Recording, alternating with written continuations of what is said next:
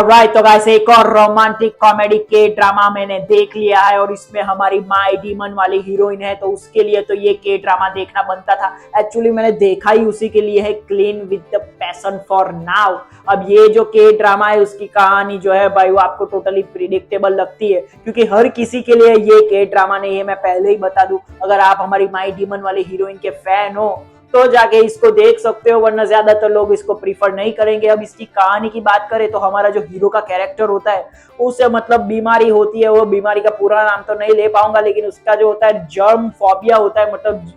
मतलब उसको सफा ही चाहिए, मतलब गंदगी उसको बिल्कुल भी पसंद नहीं है। पूरा घर वो साफ रखता है, जरा सी भी गंदगी उसको पसंद नहीं है, अपने आप को हजारों बार धोता है।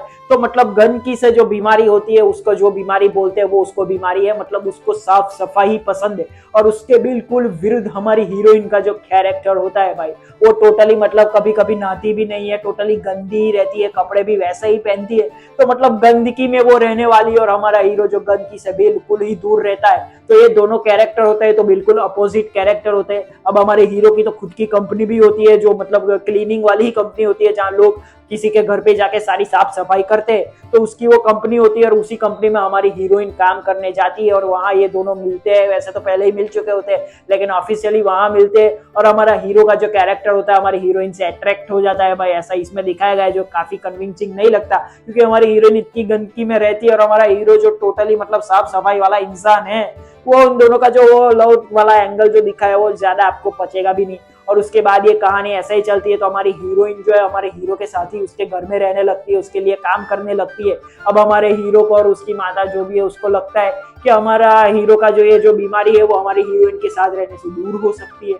तो वो ये दोनों एक दूसरे के साथ रहने लगते हैं और उनके बीच वो फीलिंग डेवलपमेंट हो जाती है। तो ऐसी उसकी कहानी है कि दो अपोजिट कैरेक्टर मिलेंगे, इन दोनों के बीच में प्यार होगा और उसके बाद यही कहानी इसमें चलने को मिलती है। और इसकी जो केमिस्ट्री भी है मुझे इतनी ज्यादा कोई खास लगी नहीं हीरो और हीरोइन के बीच में, और इन दोनों की परफॉर्मेंस अपनी अपनी जगह अच्छी है। मतलब माई डीमन वाली हीरोइन ने भी अपनी जगह अच्छा ही काम किया, ऐसा नहीं कि कोई खराब काम किया है, क्योंकि इसका स्क्रीन प्ले जो है वो टोटली प्रिडिक्टेबल हो जाता है। 8वें और 9वें एपिसोड के बाद तो शायद आप इसको देखो भी ना, मतलब स्किप ही कर डालो। अगर आप हमारी हीरोइन के फैन हो तो जेल भी जाओ, लेकिन जो नहीं देखते वो इनको झेल नहीं सकते। और उसके बाद यही इसमें टोटली कहानी भी वैसे ही चलती है, जो मतलब आपको पता ही चल जाता है कि इसके आगे होने को क्या वाला है, तो वो देखने में इतना मजा नहीं आता।